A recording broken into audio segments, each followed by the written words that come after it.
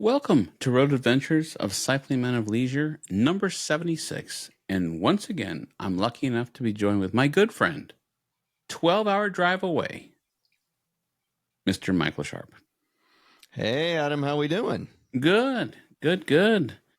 How's the world in Kansas? The world in Kansas is pretty good. It's hot though, but it's hot everywhere right now. It is. Then it's 90 degrees one day, and the next day it torrential downpour. So, But the lawn still looks dead. Well, no, actually, the lawn is super nice and green, but so that's a plus because normally the last couple of years, this time of year, it's been like pretty much Droughtville. So it's kind of nice not to be there. Well, so, how are you? Good. Life is good. My wife is back home. Yay! If you've been paying attention to the last few episodes, you'll know that my wife is probably going through HELL and moving her father into a memory care center and getting the house ready to sell and going through all the family heirlooms and downsizing. And she is back in the great state of Michigan. Forgive me for all of our Ohio listeners, and I know we have many. I always tease her when she comes back on US 23, just out of Ohio. There is a Welcome to Michigan station. I tell her that on the first shed, as she gets off on the exit, is a delousing station after living there for 6 months. So let me just make it perfectly clear: the views reflected by my co-host Adam are not the views of this show entirely. I got no problems with Ohio. Yeah, it's a 4-letter word. Okay, come on. Let's not alienate any of our listeners any more than you already have. So I'm only kidding, but football season is about to be upon us, and so I'm looking forward to that fact. The powers that be must know how to advertise well, because I received not one, not two, but 3. Mark them 3 pieces of advertisements of buying premium packages that include football, like NFL Ticket Plus and YouTube and all this stuff. And so the market bots are out there, buddy. Well, they know who you are. That's true. To all my Ohio friends and family that I know who listen, it is all in good fun. So, but that being said, go blue. No, well, actually, besides that, life has been pretty good. I'm gonna have dealer's choice. I've got a guest for listener spotlight. We've got some leisure community communications. We've got some people wanting to know how you're doing. Let's start off and get listener spotlight out of the way. Yes, sir. Let's do that, and then we'll move forward. Ladies and gentlemen, it is now time for listener spotlight.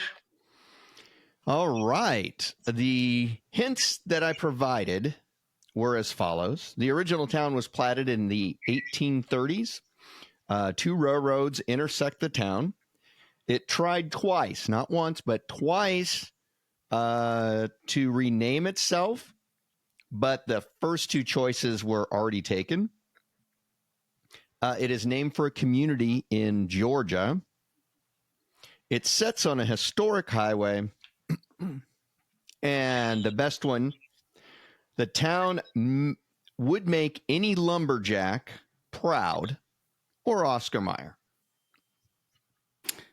I won't sing, because in the last episode I gave you a little verse of Lumberjack and sang the Oscar Mayer song. I will spare you or our favorite community of crashing into a wall with my singing. But that being said, our friend Matt, although you call him Mark sometimes, I call him Matt. Our friend Matt wrote us, Matt Robinson, and he said, "Hello, boys. I'm going to go with Vienna, Illinois, and I intentionally pronounced the S silent." Now, I happen to know that Illinois is silent. He said I intentionally pronounced the silent S. I know that the S is silent, but I purposely said, because of the way he wrote us, Vienna, Illinois. It hits every clue, he says. 1830, check. Railroads, check. Centerville and Jackson were naming attempts. Check, check. Named for Vienna, Georgia. Check. Misspelled Vienna, Vianna. Check. Lumber. It's near the Shawnee National Forest. Plus, the Vienna sausage play on words. Check. I'm glad the collarbone is healing up. Missed you guys in Iowa. Minnesota Matt, a.k.a. Mark. Tell us, Michael, how is our friend Matt, or as you call him, Mark? Well, let's just put it this way. Well, okay. Sorry. I mean, a very, very good guess. But I tell you what, I'm going to give him partial credit. Okay. Partial credit. And the reason why I'm giving him partial credit is because the town for this week's listener spotlight, or this episode's listener spotlight, was Atlanta, Illinois. So he had the right state, just the wrong town. Okay. I'll go through this real quick. They tried to rename this town twice, which apparently a lot of towns have tried to rename themselves in Illinois. First, it was Xenia. Apparently, there was already a Xenia, and then they tried to do Hamilton, and that didn't work. And finally, they ended up with Atlanta, but either the person submitting the paperwork or the state spelled it Atalanta. Had one too many A's. Got that figured out. I don't know when or how, but they did get that figured out. This sets on a historical highway. It's on the old Route 66. And the one that I thought would give it all away, not really. The town would make any lumberjack proud, or Oscar Mayer. It's because Atlanta, Illinois is the home of Bunyan Giant. That is a 19-foot tall Paul Bunyan statue, and he's holding a big old hot dog. And I'm just assuming that this is a leftover from when Route 66 was going crazy. Because, they always used to do all those crazy things like the TP motels and the crazy neon signs all throughout the whole Route 66. So I'm assuming this Paul Bunyan statue thing was part of that lure people off the road of the old Route 66. Well, you actually educated me on some of the Route 66 stuff when we went to the Henry Ford Museum. We saw the old Holiday Inn with the shag carpet and the awesome. Fancy ashtrays and all that good jazz. But you told me about some of the Route 66 stuff, so that was pretty cool. So I remember when I was in Washington on the 101 or 1 on the whatever, right on the border. Up there was like going through there was like a big Paul Bunyan with a big axe statue. So, but it makes sense in Washington. True. I mean, lumber is a huge, product of the state and that kind of stuff, but you're not expecting it in Illinois. So no. I thought it was kind of interesting. So there we have it. Thank you, all of our listeners from Atlanta, spelled the correct way, Illinois. Thank you, everybody. Thank you, listeners from Atlanta, Illinois, but thank you all listeners. And thank you, Mark, partial credit. It's Matt, but it's okay. Let's see here. Oh, I went to a conference a couple weeks ago, and I want to share something with you. Because I began to tell you in our personal life, and you said, stop, save it for the show. And I said, that sounds perfect. Okay. I went to, and not to diminish the participants, I was a judge. I went to a bus rodeo. And when I said rodeo bus, you said, stop. This sounds like something for the show. Write it down. We'll talk about it then. So, a bus rodeo. Yes, sir. You folks in Michigan, it's not even wintertime yet, and you're already bored to death. We're going to have ourselves a bus. Out here in the Midwest, in the West, we bring in cattle and horses and, ride bulls and things like that. We don't just sit in an air-conditioned bus and go, wee, yeehaw. Now, are you familiar what a bus rodeo is? I'm assuming there is no roping. No cowboy hats, no boots, no big buckles, and no chaps involved in any of this. Am I right? You're pretty close. You're absolutely right. I'm pretty close. Well, because that right there worries me that I say all this and you go, you're pretty close. So I'm like, which one of those am I pretty close on? Well, there's no roping. You do score points for assless chaps. Just kidding. Whoa. Just kidding. No, you're correct. There are no. It's not a rodeo. It's spelled Roadeo, like a rodeo, like a rodeo, like rodeo. So that's your way of hiding the fact that whoever did it couldn't spell and they messed up, and so now you guys are that's what no, it's spelled that way on purpose because buses are supposed to be on the road, hopefully anyway. But so just to be, if anyone is not in the transportation industry, I will explain that there are a few different bus rodeo-ish events. You could have like a figure eight, and this is one of those things where like you race the buses. Usually these are older buses about to be retired and taken out to the back 40 and shot over in the head, but it's like a crash up derby, and the excitement is oh my gosh, are the buses going to go in these figure eights and are they going to touch each other? You're saying it's demolition derby? We didn't have that at the county fair comes the night before the rodeo. I've been sidebar. I used to go when I lived in Anna, Illinois, with the S is silent. Anna's in the southern Illinois. Every year before school, we had the county fair. Oh, yeah. And I would go to the demolition derby. And I remember my parents had an old white Oldsmobile, and they had it for a while. Then they sold it to my uncle, and he drove it for a while, who's from Ohio and listens to the show. So all my family knows I'm just teasing about the rivalry. But he sold the car to a guy, and he says, there's some issues with it. And he said, I'm not really worried about the issues. And he said, well, sometimes it doesn't like to start. And he said, that's okay. He said, I'm not really worried about that. He said, okay, whatever. He was just looking for the money. About 3 weeks later, I went to Crash Up Derby and Demolition Derby, and sure enough, I'm like, man, it was green interior and the white car, and they'd taken out all the windows and welded the doors, and the guy crawled into the window area. And I went home, and I took back in the 110 film days, I took pictures, and I said, I'm telling you, Mom, that was our old car. And she's like, oh no, it wasn't. And sure enough, there was some scrapes in the back before the demolition and before it had been crashed a bunch of times that I had taken pictures. And after we developed, my mom said, oh my gosh, you're right. So yes, it was kind of fun watching our old car get demolished. But that is not bringing this back to the bus rodeo. That is not the kind of rodeo we went to. Okay. We went to a skills test rodeo. This is where you have to do sounds more boring. It's a skills test. I mean, the drivers, they compete. They have a written part of the test. They have and this was on a Saturday? Oh, the actual bus rodeo was on a Thursday. I hope they got paid for this, because this sounds like work now. There's a written exam. Not only do they get paid, but they got to have nice dinners. When it was in Frankenmuth, I'm not sure if you know about Frankenmuth, Michigan, but it's like the Christmas. Yes, and the Christmas town of Michigan. Lots and lots of chicken. They're known for their fried chicken. Mm-hmm.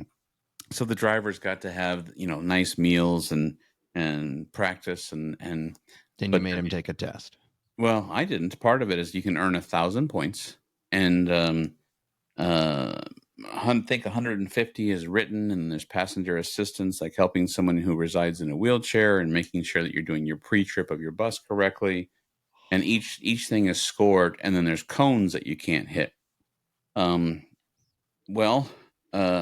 was on what they call diminishing clearance, and I was like Officer Obi, and I had a speed gun, and I literally had they had to get up to 20 miles an hour from one section to the cones. They had to get 20 miles an hour, and so I got to, every time they would cross, I got to shoot them with the radar gun, legitimate radar gun. And they were supposed to get up to 20 miles an hour, and then the cones barrels, not cones. Barrels would get smaller and smaller and smaller. So your opportunity of going through your without clearance hitting diminishes, much like when you get older. Well, that's true. That's true. So, but luckily, only a few drivers hit the barrels because I would watch because I was thinking, man, if the bumper hits the barrel and they're gunning it, that barrel's going to throw me way down the road. Now we've got a rodeo. People right. get thrown and. Well, I said that's why I said you're mostly right. Like, woohoo! No, here's what I want to know. This will answer the questions for everybody listening or watching. How many were the stands full? Was there a lot of spectators? There were spectators. Yep. Really? They weren't full. Were these spectators like participants who weren't doing it, or what? Some were participants that weren't doing it. Some were family members of. Because we went to... what was your ticket proceeds, I guess, is my question. How much you make off of tickets? Popcorn sales, hot dogs? Zero. Okay. So Bavarian Inn in Frankenmuth, Michigan is a touristy area. I like to use the word tourist trap. But it's a touristy area with what their advertising is Michigan's largest water park. And it's pretty big, but has a, lazy river and all this. So the family members were coming because it was also a conference, which I'm going to get into because you're going to love this next part. But when you asked if it was on a Saturday, because I told you I was not coming home until Sunday, I went to the conference, which was on Friday and Saturday. Okay. And the rodeo was on Thursday because they found that if they did the rodeo on Saturday, the participation was 0.0. Yeah, you're making them take a test. No one wants to take a test on a Saturday. So diminishing clearance. So it was at the resort where they have arcade and games and ropes courses and all this stuff, and so that's why the spectators were family members of people attending the conference, and then I flew the drone. My new fancy drone will hover like 45 minutes. Mm-hmm. So I had that hovering and took some pictures so I can show you and I can maybe take a screenshot and put it on their YouTube somewhere. So or maybe on the socials, but it's a huge parking lot. They take over a whole parking lot so the buses can do like right hand backing and it's like they cover the rear view mirror camera because most buses nowadays have backup cameras, and so they cover those up so the driver actually has to have a skill of backing up, right hand backing, left hand backing, and so part of it was not hitting any cones. Well, not embarrassing any of my drivers if they listen to it, but one of my drivers basically took themselves out in the first 4 minutes because it was 5 points a cone. And this poor driver didn't see the cone and just took out the whole line. And that was it. I mean, at that point, they just rested. It was just fun. So of 43 drivers, one of my drivers placed in 10th place, which is really impressive because last year they were 33rd and they really studied and they really practiced. And so they jumped up 23 spots. And then one of mine was 13th place. And then one of the drivers was 36th place, but 43 participants. So 36 wasn't last. And they celebrated today because we found out the scores and they weren't last. So I said, well, that's good. I mean, you're taking it positive. So very interesting. But yes, I was Officer Obi with my radar gun, and luckily there was trees. The parking lot has I don't know, center spots or whatever, and their trees would be in the parking lot. And so luckily we would dive under a tree and stay out of the sun. And then, as you mentioned, it's been pretty warm. And then as soon as I saw it was our turn, then we would come out. It's funny. I was watching it later on the drone video, and here I tuck out of the shade and then I shoot the gun and then I go right back in the shade. So, well, if you'd have just wore your brim, you wouldn't have had to do that. Well, that's true. But I was around a bunch of transit folks and they don't even cycle. So then I really would have been out of my element. So what are you saying? You to look goofy? Well, maybe. But speaking of goofy, I see. Okay. listen, I have never It's denied okay that. for you to look like that around cyclists, but around other transit people or If anyone knows me, they know I'm transportation. Sorry, goofy. people. So, but there were multiple courses, multiple offerings of trainings for the weekend, and some it was for all levels of transit. There were for drivers, for trainers, for IT, for decision makers, for directors, for whatever. I was there because it was recommended by a peer at another transit agency that they were offering by CTAA, which is a reputable organization representing transit, offering a 2-day supervisor class. So I was taking the all day Friday and Saturday, which let me tell you, being in a conference on a Saturday, I love conferences and I love flying to conferences, but I'm usually in my own humble abode on Saturday. So being out of my element, I had a 2-day supervisor class, but I'm happy to tell you, I did take the test and I passed. I am now a transit supervisor. No, wait a minute. Hey, don't laugh. You don't even know you do know what I'm going to say. Oh, I can hear it. I can have already hear it known coming. you for years. In fact, we're getting really close to knowing each other for like 10 years. I know we should celebrate with a bourbon. I've got one right here, but we'll wait to celebrate the 10 years later. Ever since you've always introduced yourself as a transportation supervisor. Deputy so you're director. just telling me you were lying to me. And I told all my friends, hey, I know the transportation supervisor up there. Yeah. So now you've made me out a liar because you have not really been a transportation supervisor. I guess not legally, no. You did not have the suitable for framing certificate that said you were in fact transportation supervisor. Technically I didn't have to take the class, but I'm glad I did. But now by certificate, I am labeled in the eyes of CTAA. I am a transportation supervisor. Now, the funny thing is the certificate, which after you take the test,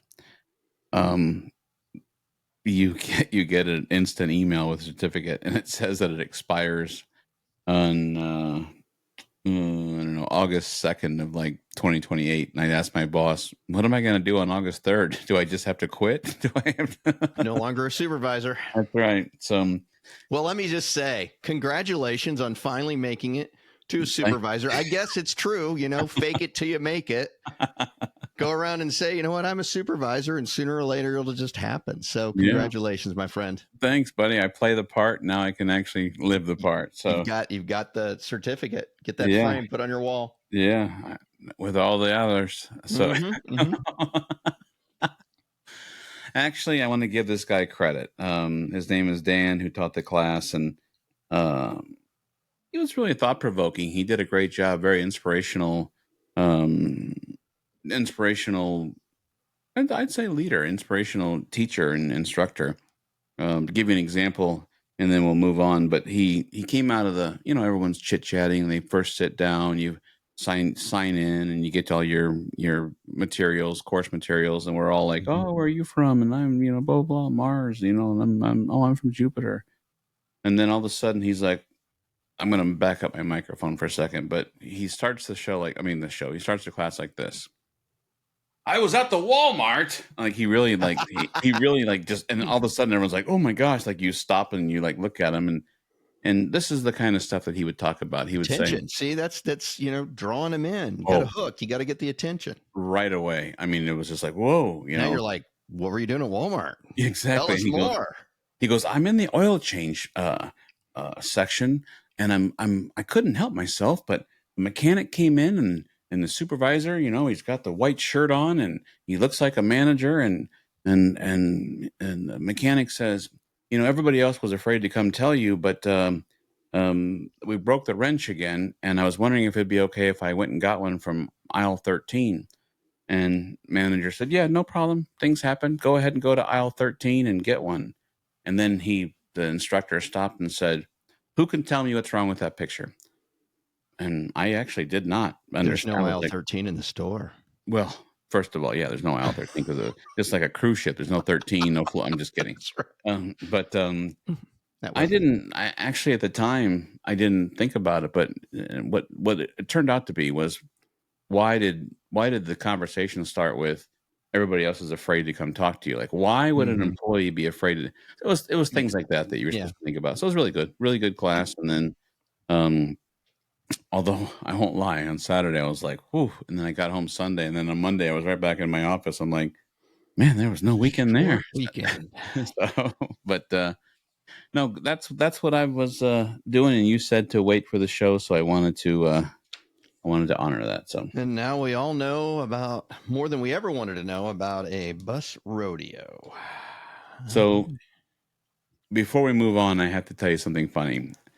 I was in the judges class or whatever, learning what I was going to learning what I was going to do for volunteering, because the supervisors and directors, those who are higher up, were it was implied that you would volunteer, because to run a bus rodeo takes 60, 70 volunteers, so you can mark and everything. And so I'm double working, I'm double tasking, and I'm firing off emails at work, and a guy I know is sitting next to me, and I think he was being dead serious, and he said, "Man, I almost really screwed up." And I was like, "Oh yeah, how's that?" And I got the phone in my hand, click, click, click, click, click, click. He's like, I almost misdressed for this thing. And I was like, "Oh yeah." And he's like, "I almost wore like boots and chaps and a cowboy." And all of a sudden I stopped what I was doing and looked at him, and because I wanted to look and see if he was serious, and either he was a really good actor or he was being serious. He said, but at the last minute, he said, I realized that it was probably not that kind of a rodeo. So. It's probably from the Midwest. All right.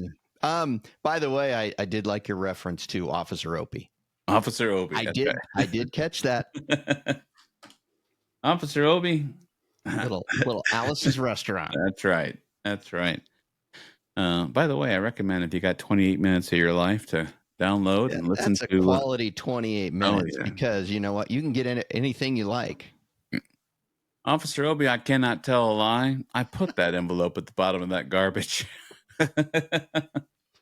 Let's see here. Leisure community.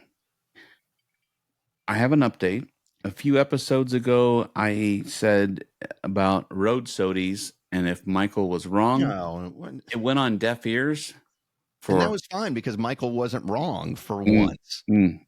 According to Rob Menser, hashtag. Did you just Michael's make this wrong. up? No. Okay. You can go to our socials and you'll find it out there. But it took 3 episodes. But thank you, Rob. I agree. Michael's wrong. So, right. Moving on. Wow. Oh, David Stroud. I got to cheat and look at my phone. But David Stroud wrote us, and I think he was talking about you. So I want to make sure I get this in. He says, Adam, congrats to you and Michael on 75 episodes. Can't wait for the next 75. Hear, hear, buddy. Hopefully you guys can get down to Mississippi sometime, and I can get a few rides in with you. Best to Michael. It's a great day for a bike ride. So, awesome. Perfect for that. Thank you, sir. There are a few people who want to know about your health, but before we do that, our friend and teammate Gary Vaughn has sent us an email. He was at a cycle event, and he was representing by wearing the black and white Cycling Men of Leisure t-shirt. Classic. All right. That's awesome. Good job.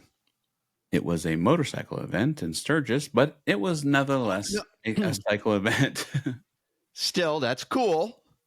But we got represented in Sturgis. That's correct. At the motorcycle rally. That's correct. That is awesome. That is awesome. Cool. Many times we mention our friend Ed. We've even made a mention he should go to the bank and get a new bank account under 1.6 Ed. Because he's new and improved. He's improved. He is now 1.8 Ed. Now this is starting for me to ask questions. Is the podcast so bad that he just wants to get through it, but he still wants to be able to say, I listened to the guys, but I did it really fast? It's like when you jump into, you do the polar bear plunge. Yes. You jump in really fast and get out really fast. Yes. Okay. Well, let me tell you something. He wrote us, and you made some funny comments. Yeah, And I said that focus groups. I said something along the lines that focus groups have determined that I actually sound better at 1.8. And he replied and said, "Nice show today, guys. Glad to have been there from almost the beginning."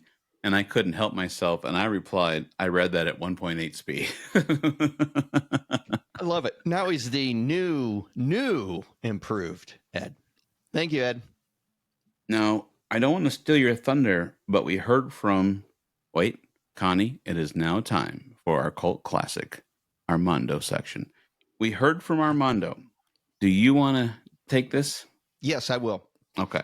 We need a cool little introduction, by the way, for this we segment. do. But Armando sent us a excerpt from a Wyoming paper. And Wyoming has a ride across Wyoming. I think it's Tour de Wyoming. And there was a big picture of these cyclists. And the main focus of the picture was two cyclists on a tandem bike, and they had dobrims on. And at the bottom, whoever wrote the article doesn't spend a lot of time around cyclists, because it talked about, the tour or whatever. And it said, and yeah, these cyclists even have cycling cowboy hats. So you're just a cowboy. Giddy up. Yeehaw. And you're going to bus rodeos. So that kind of works. I'm a cowboy. They looked at, and I bet those people are thinking, man, they probably just had those hats specially made for Wyoming because it's cowboy country. And so who knew? It was very funny. Well, our year of brag, when they had the ding ding ding ding ding ding, my hat was perfect. I cannot lie. I searched and I searched and I searched for a dobrim that looked more like a cowboy hat, and I did find one. It was for equestrian, and I was gonna order it. And when I looked at the price, I was like, "Well, close." Oh, so close. Just a bit outside. I was not spending $250 on a joke, so. I think this thing I saw was pretty serious. It had like a cowboy hat that was a helmet at the same time, and it was definitely for horse riding and probably for horse jumping. Maybe I don't want to be honest, but it was very expensive. So, but yes, well, thank you, Armando and Connie. That once again has been sponsored by. No, just kidding. But you're right. We need to come up with like a little Armando voice. Something. We'll come. We need to get some cool music or something. A little, I'm going to go next. There have been some inquiries about your health. Yes. Well, I still have a fractured clavicle. It is getting better. I have more range of motion. I don't have full range of motion. And I do get I am getting a lot of, I wouldn't say pain, because it's not like the pain I had when I began. But I'm getting a lot of, I don't know, a lot of soreness, a lot of aching, I guess would be a good term for it. So I'm starting to think that I probably have some soft tissue damage also. But in 3 weeks, I'm supposed to go back and get an MRI, and then we'll be able to see. But I can at least, raise my hand a little bit. I can't, raise it completely, but I'm on the mend. I'm still going to go to Bourbon Country Burn. Gotcha. Because I can lift a glass with my left hand. Well, that's good, because if you can't ride your bike, we can still drive to distilleries. That's right. We can dress up, go in front of the sign, take our picture. It'll be fine. Well, I was thinking that. I mean, the archway is right there. I mean, we don't even really. We ride over to the archway, take our picture, and then boom, right back. Lauren, I do want you to know that I am taking the bicycle, but there might be distilleries that are gone too. There might be. There's going to be. Lauren, I hate to tell you, but there will be distilleries. Well, sorry. Fine. So yeah, I'm on the mend. Hopefully, we'll get back to full usage here in a few weeks. So we can only hope. Well, all right. Let's see here. I'm happy to hear that. Mm-hmm. I'm hoping that the soft tissue damage is, maybe physical therapy that can fix it, or maybe, or whatever. But let us hope. Tell us your update about your favorite daughter. Well, it's been a busy week. School started, and she is going to be a freshman this year. And actually, today was her very first day. It was just a freshman day, here's how everything operates, and here's your classes and getting around the school and stuff. But yeah. And then yesterday, the day before school, she got her driver's permit. So yeah. Oh boy. There goes the insurance. But no. USAA. That's right. So, it's been one of those things where, you get here and it's like, oh my God, it went so fast. And then you're like, oh my gosh, it's going to be over so soon. But she's excited and kind of nervous about it. She had a big sleepover with like 5 of her friends on Saturday night, and they had a really good time and that type of thing. So that was a good way to kind of end off their summer. And it's just weird because, all the girls over here, I think 3 of them I have coached on softball when they were like, 5 and 6 and 7. And the other ones I've known since they were like in preschool.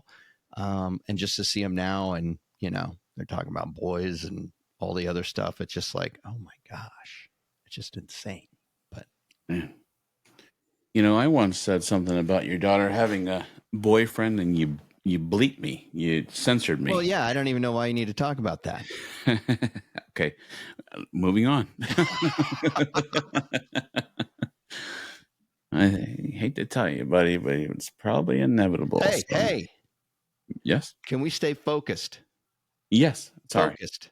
All right. Ladies and gentlemen. No, I'm just kidding. I think we should move on to our big event coming up in September. You mean the Bourbon Country Burn? The Bourbon Country Burn, which, by the way, I'm looking forward to for sure. It's going to be good, and they have announced who their speakers are for Friday and Saturday. Their special, I forget what they call them. VIP tastings. VIP tastings. Very exciting. They got some good ones. So that's going to be a lot of fun. I definitely want to get in on one or two of those. Yeah, for sure. They go on sale in a couple of days. Friday. The show will come out on Sunday, but hopefully you and I, either team effort or whatever, successfully are able to get some of those tickets. So operators are going to be standing by. Well, I hope so, because you know what? We were able to get tickets 3 years ago out in the middle of Iowa with no cell service. So I hope, you being at your home, me being at my home, we can certainly get those tickets without as much trouble. I seriously want to thank that fire department in the middle of Iowa in Ragbri, who couldn't remember the guest Wi-Fi, but could remember his Wi-Fi and gave it to us. And there we were, and we were able to jump on and order. And then everyone else like, how'd you get Wi-Fi? And I looked at that gentleman, and I'm like, I don't know. It was working just for a second. It's not working now. Something Rock, Iowa. I forget what it was. I forget. Yeah, you're right. But yeah, super nice guy. We were able to get on there. So it's going to be fun. And if there's anybody out there who would like to join us, please do. We're going to be doing a little riding. We're going to be doing a little hanging out by the fire. We're going to be doing a lot of tastings. We're going to, have our own beverages at our campsite that we'll be partaking in. We'll be bringing the cornhole boards. It's going to be a good time. It'll be a good time. So if you've never been to Bourbon Country Burn, because we've been getting some reports of some new listeners, if this is something that you've never heard of or know how it works, you basically camp or hotel or whatever in the same place every night, and all the rides start and stop from the same location. And then in the evening, the location on a couple nights has dinner, a couple nights has bands, some fire pits. And one of the big things is you get tickets, and then there are bourbon vendors from local distilleries who bring their bourbon, and in the evening it becomes a really cool like social gathering where your people are tasting. They're smaller, but trust me, there's people like, you want my tickets? You want my tickets? I mean, the first year I would thought, oh man, I'm gonna, this is gonna be nothing. I ended up with a handful of tickets. So I'm like, well, but and then and let me say the tasting event, because the tastings are different than the VIP. Every night they have like 10 different distilleries come in and line up on both sides of like the band house or the pavilion. And they're not like, local distillers that you don't know their names. I mean, we're talking Makers and Jefferson and, Lime Branch and Wild Turkey. And I mean, like big names like that. So it's not like, you get a bunch of people you've never heard of. No, for sure. Um, and then they got like photo booth, photo session places, and good, guys telling stories, and it's just awesome. It's just a great time. And then in the evenings, after everything kind of shuts down, kind of the crowds kind of shuffles over into the camping area because it's directly connected to the Kentucky Horse Park campground in Lexington. And there's a lot of fire pits and like a lot of great times. So, so when it dies down, you'll want to follow the big flag that'll be flying in our campsite that says "Cycling Men of Leisure," and come on over. Hey, you know what we could do? We could fly the big flag. Oh yeah. We could put the small flag on the way. Just follow the flags. Oh, that's a brilliant idea. I love it. And then that way you can go this way. This way. I need to find one of those solar spotlights, and then we could shine it on the flag. That's right. I'll work on that. But yeah, it's a lot of fun. I love the evenings better. I mean, really more than anything else, just because it's just, people are just out and there's music and fire and, just a lot of fun. So you're normally the trivia guy. You're normally the guy who throws things together. But since we're going to Lexington, Kentucky, I don't throw them together. It takes a little more. Well, you take pride in time. I cheat, but that's okay. I'm willing to admit it. I have some quick and quirky facts about Lexington, Kentucky that might give you a little bit of a chuckle. Yeah, get us fired up. All right. It's the horse capital of the world. Lexington, Kentucky. Yes, sir. And they take that very serious. You can find over 450 horse farms in the area, but don't expect the horses to pay rent. They live better than most people and sometimes have a nicer barn than the nearby houses. Oh, yeah, we've seen that, definitely. Traffic jams aren't always caused by cars. In Lexington, a traffic jam can mean a slow-moving tractor, a herd of horses crossing the road, or even a bourbon barrel delivery truck taking its sweet time. Ah, yes. The bourbon and ice cream combo is a real thing. Local ice cream shops actually serve bourbon-flavored ice cream. It's Kentucky's version of a milkshake that might make you slightly more talkative. You can get lost in the country 5 minutes from downtown. Lexington is one of the few cities where you can be in the middle of the skyscrapers, make 2 turns, and suddenly be surrounded by horses, fences, and smell of hay. Nice. And the city is obsessed with fences, white fences, black fences, stone fences. Some of them are so well maintained, you wonder if the horses have an HOA. They have a castle. Yes, a literal castle, the Kentucky Castle. And no, it's not from medieval times, but it does make Lexington feel like a Disney movie set in bourbon country. I've been by there many times, yes. Basketball is basically a religion. The University of Kentucky Wildcats are such a big deal that during March Madness, businesses have been known to mysteriously close a little early, and productivity is just not doesn't stand a chance. It goes down. Horse manure equals good luck. In Lexington, if you step in horse poop, it's considered good luck. And that's what locals tell themselves anyway. Exactly. But yes, I thought these were kind of interesting little facts, so I figured I would share with you. So, but one thing you did miss on that. Yes. I believe it's Lexington, and you can fact check me on this if you need to. Has the University of Transylvania is in Lexington. I kid you not. It's a real thing. Let's take a look. University of Transylvania.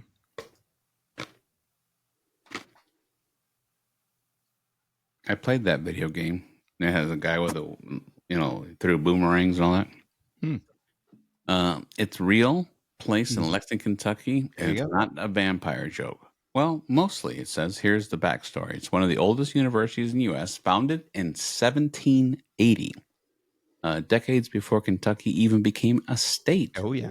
Locals just call it Trancy to avoid the inevitable Dracula joke. But let's be honest, the jokes still happen. Every Halloween, they fully lean into the name. Students sometimes dress in vampire capes, and themed events are common. Their mascot? Dracula, of course. No, I'm just kidding. The Pioneers, which is probably the least vampire-like mascot imaginable. And if you attend, you can say you studied abroad in Transylvania without even leaving Lexington. So, how cool is that?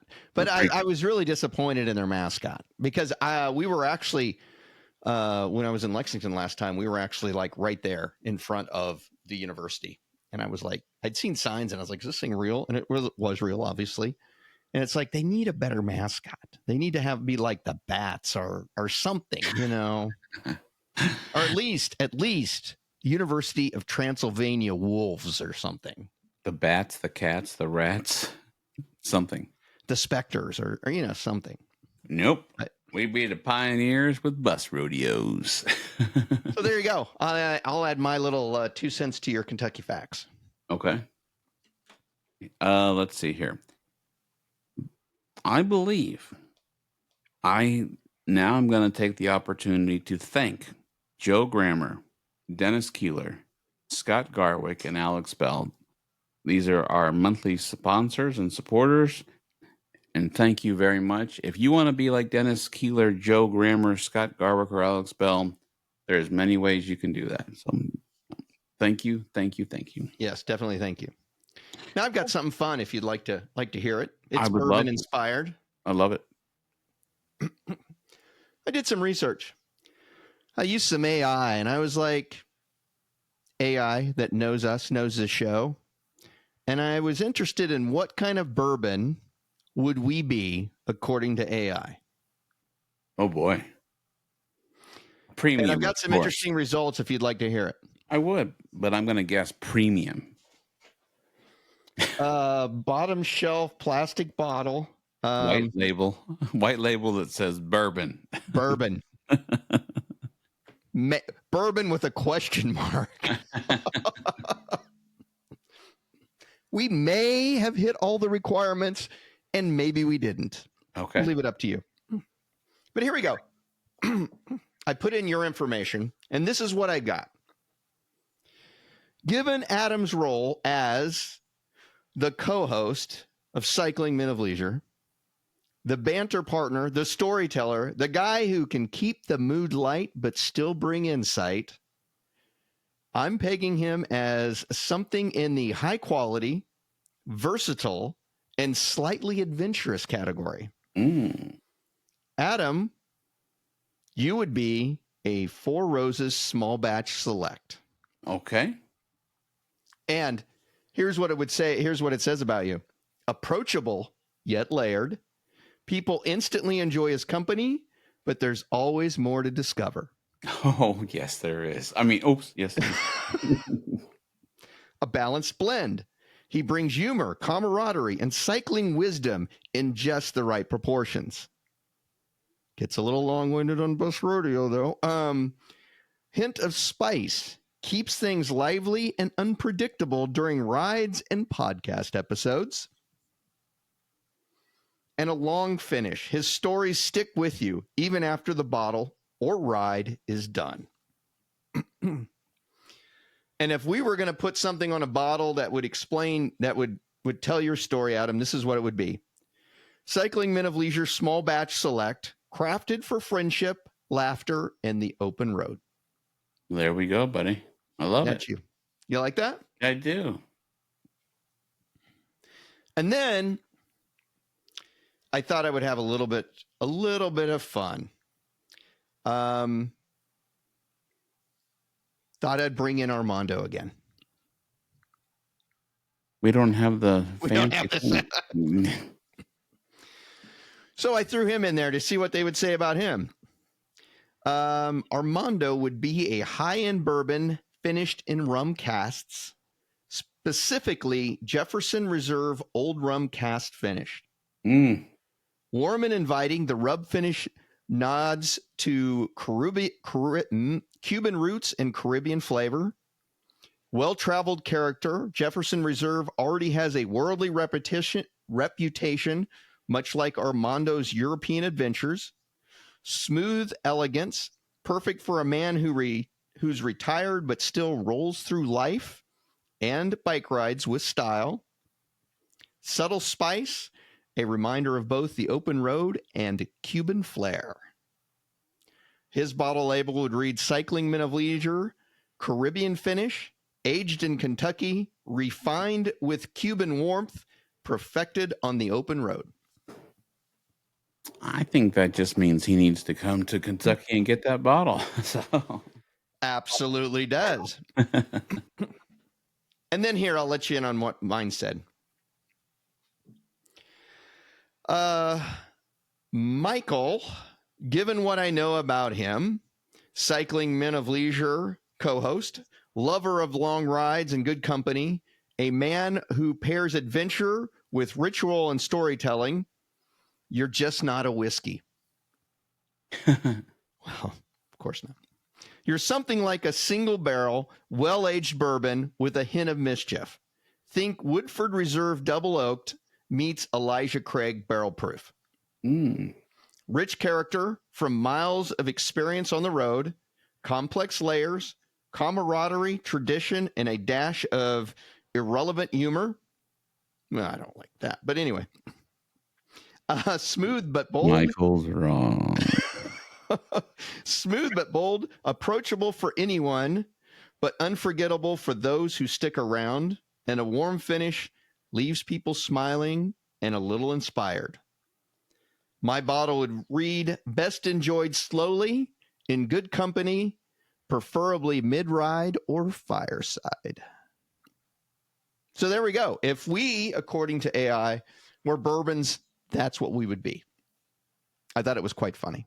I am looking behind me, and I think I have some Four Roses single barrel right back there somewhere. So you should move it to the front. I know. I should have. I'm just glad I didn't come up with, Michael, from what I know about you, you'd be McCormick's bottom shelf, cheap. Yes, that would be good. Affordable but undrinkable. Uh-oh. He's digging. Oh, right there it is. That is you. We need to have my daughter build you a little Debrim, and you could put on the top of that, and that would represent you. Yes, I once you were saying that, I knew I had it, so I had to.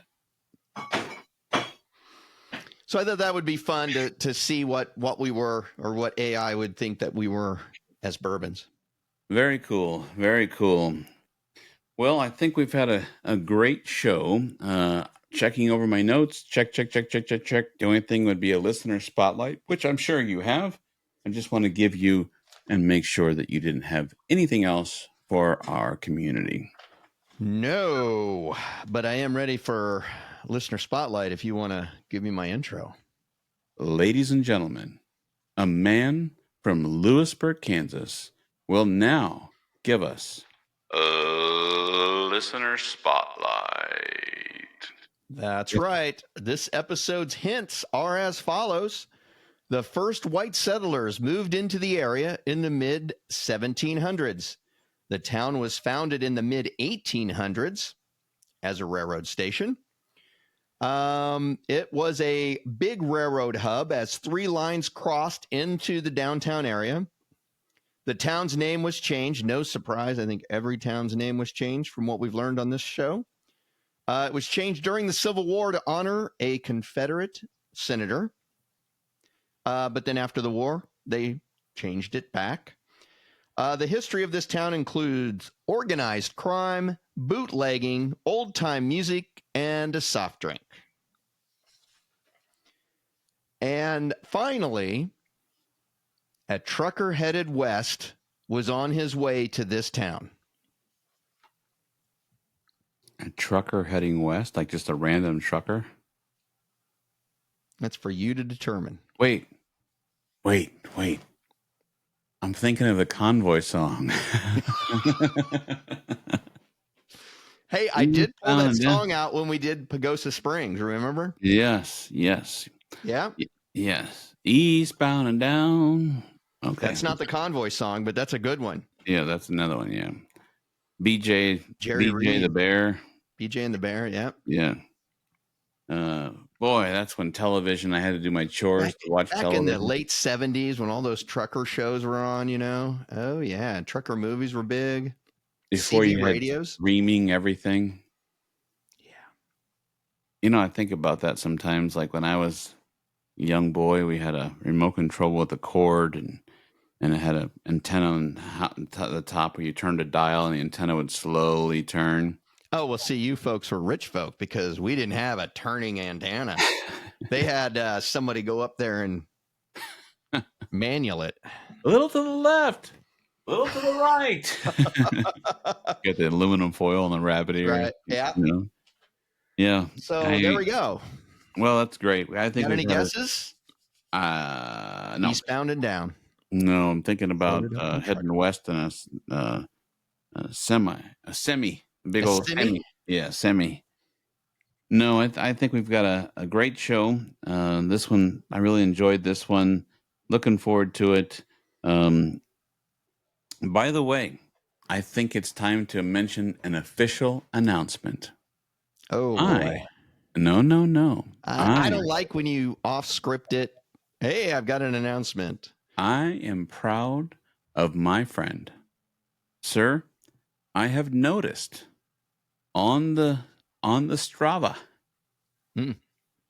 and on my watch, you, sir, have been getting in at least, I do mean at least 5 miles of exercise daily.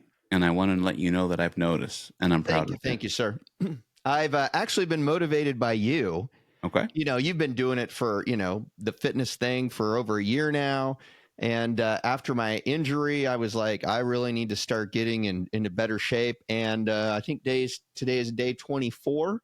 Nice. I've walked at least 5 miles and, did my other exercise rings and things like that. So, just trying to get a little healthier. Today, new source came out. I know news sources come out all the time. Eat eggs, don't eat eggs. Eat chicken, don't eat chicken. I know all the stories. But today, fast walking is great for longevity health. And so I thought that's, I don't think they'll take that away. I don't think it would be like, okay, don't fast walk anymore. No more fast walking. No more fast walking. Slow it down. It's not good. So, but I wanted you to know I've noticed, and I'm proud of you, buddy. So I certainly appreciate that, sir. So normally we end every show with "It's a great day for a bike ride," but somewhere in Lewisburg, Kansas, it was a great day for a 5-mile walk, sir. Yeah, and a bike ride if you could ride a bike. But yes, it was. And if you wouldn't have had that hose in your way, it would have been a great day for a bike ride. It would have indeed. Yes, sir. Have a good night. You too.